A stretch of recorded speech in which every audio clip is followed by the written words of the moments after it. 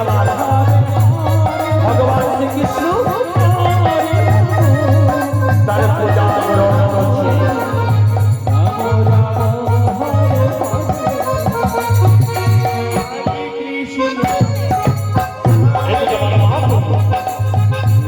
চলেছে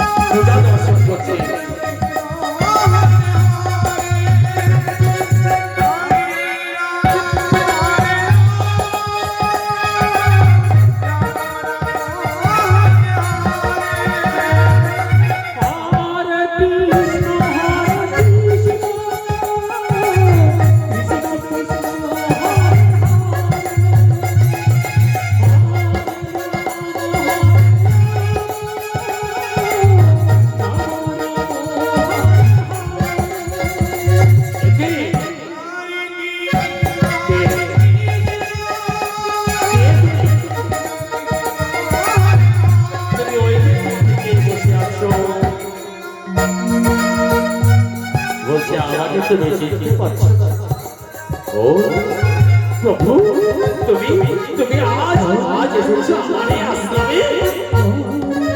হ্যাঁ, আজ এসেছি তোমার এই আশ্রমে। বলো প্রভু, বলো আমি তোমায় কেমন ভাবে সেবা যত্ন করবো। বলছি না, আমি আজ সেবা যত্ন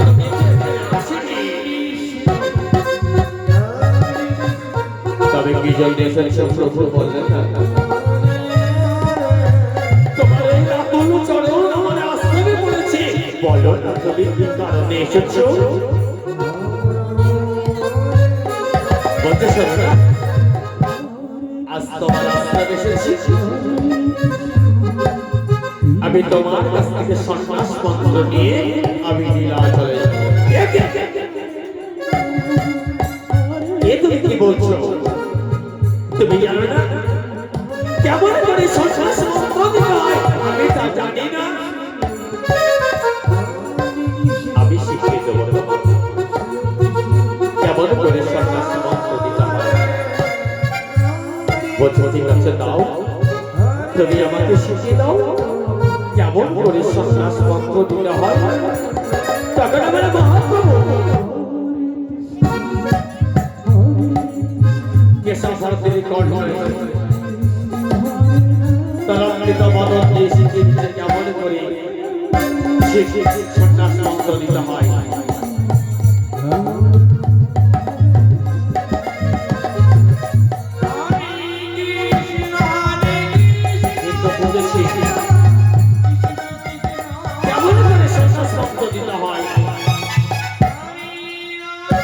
কিন্তু আমি তো তোমার এমন বেশি তোমার আমি সন্ন্যাস মন্ত্র দিতে পারবো না। তবে আমার কি করতে হবে? বলছো তুমি যাও, তুমি প্রথমে গিয়ে মস্তকে বন্ধন করে গঙ্গা স্নান করে নববস্ত্র পরিধান করে আসো, আমি তোমায় দেব সন্ন্যাস মন্ত্র।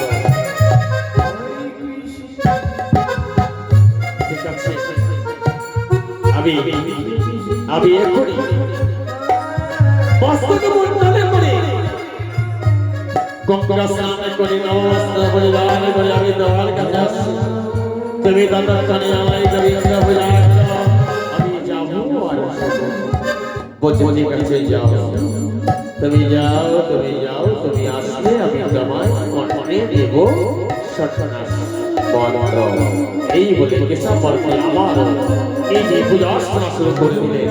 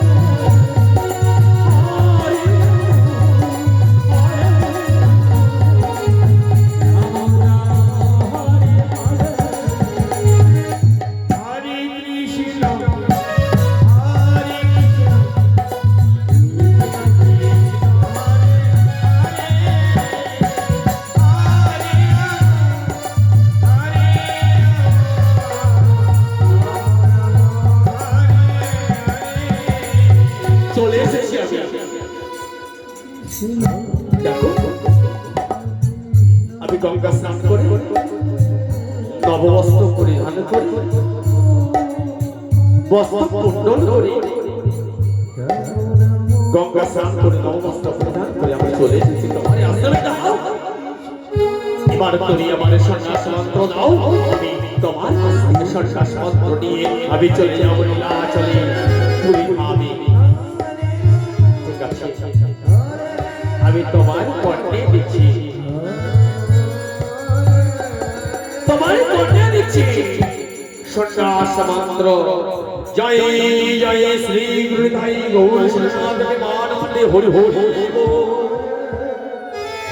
হরে কৃষ্ণ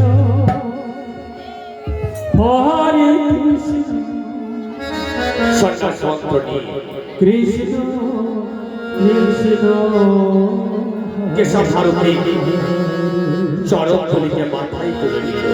হরে রাম কেশব ভারতী আমার মহাপ্রভুকে বলছে, রাম প্রভু তোমাকে আমি এতদিন প্রভু জ্ঞানে জানতাম, হরে কৃষ্ণ কিন্তু আজ তুমি যতই প্রভু হও না কেন তুমি আমার কাছ থেকে নিয়েছো সন্ন্যাস মন্ত্র। হরে তাই হরে আজ থেকে তুমি আমার শিষ্য, আমি তোমার গুরু। জানি গুরু, জানি গুরুদেব, জানি আমি আমি আমি তোমার শিষ্য, তুমি তুমি আমার শ্রী গুরুদেব।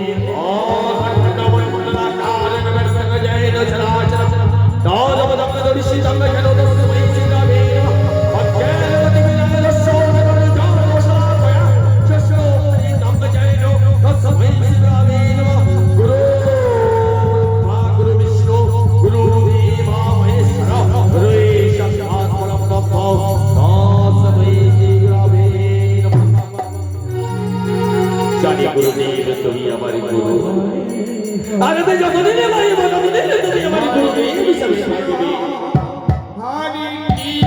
কিন্তু কিন্তু আমি তোমায় সন্ন্যাস মন্ত্র দিয়েছি, তুমি দেবে তোমার গুরু বর্ণিয়া তুমি দেবে।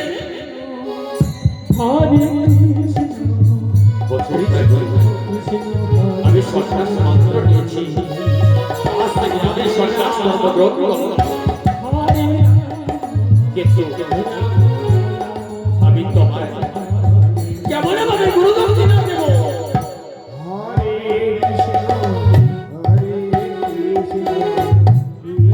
বলছি তুমি তুমি কাউর কাছ থেকে একটি অর্থ নিয়েছো, আমি সেই অর্থ দিয়ে আমি আমার গুরু দক্ষিণা স্বরূপ আমি গ্রহণ করব।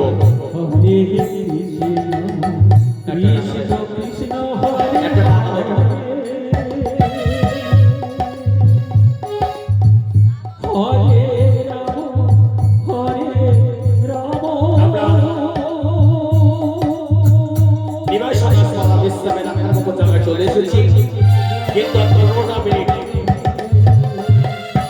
আমি তোমার আমি চেয়ে নেবো কেন? আজ এই মহতি অনুষ্ঠানে রাধা কৃষ্ণের যুগল রূপ দর্শন করব। যেহেতু যুগল দর্শন যুগল করাবো না, যুগল লোক দর্শন করাবো নিত্য রাসের মধ্য দিয়ে, রাস কিন্তু নয়, নিত্য রাস অর্থাৎ রাসের মধ্যে যে নৃত্য দিয়ে নিত্য রাস করে আমরা রাধা কৃষ্ণের যুগল লোক দর্শন করবো। খুব বেশি হলে তাই মহাপ্রভু অর্থ ভিক্ষা করে কেশব ভারতী তার সন্ন্যাস গুরুজনকে দিয়েছে।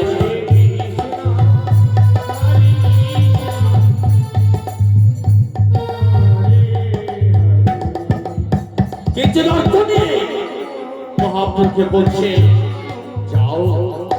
যাও তুমি এবার তোমার নাম প্রসারিত করে তুমি চলে যাও সংসারে চলে যাও নীলাচলে চলে যাও সিধা ব্যাপারীতে জয় জয় শ্রী গুরু জয়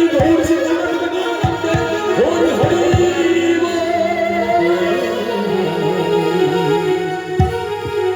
হরে কৃষ্ণ হরে কৃষ্ণ আমরা প্রথমে একটু নিত্য রাস দর্শন করবো